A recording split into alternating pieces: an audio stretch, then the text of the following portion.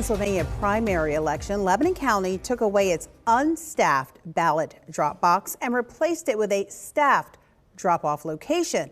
The numbers are in on how many voters use it. And Seth Kaplan has the answer, and he's here with more. Seth. Valerie, as you said, in Lebanon County, look, I learned a long time ago, if you want to know how people really feel about something, don't listen to what they say, watch what they do. And based on that metric, the new way is popular. I think that it went okay. I also liked the drop box. Jo Ellen Litz is the Lebanon County Commission's lone Democrat, also the lone commissioner who voted against the change from an unstaffed drop box inside to a staffed drop-off shed outside. She thought things were fine before. Why wouldn't anyone like the increased personal touch? There were people who took offense to too much personal touch. They didn't mind the attendant being there.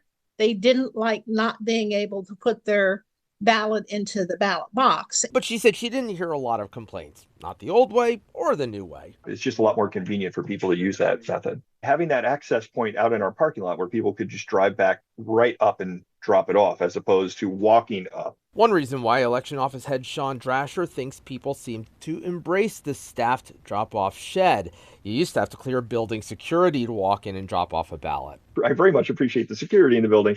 At the same time, it does put another barrier up. With that barrier down, or for whatever reason explains this, the percentage of early voters dropping off their ballots in person rose from an average of 25 to 28% in previous elections to 39% this time.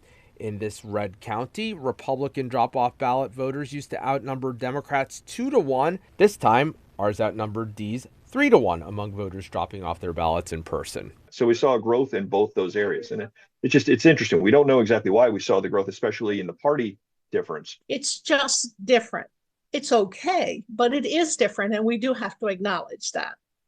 Litz did say more small changes could come before November. For example, someone pointing out the workers collecting ballots in the parking lot shed don't take an oath each election day. In advance of November's election, they will begin that. All this, Valerie, just to make people feel as confident as possible their votes will count.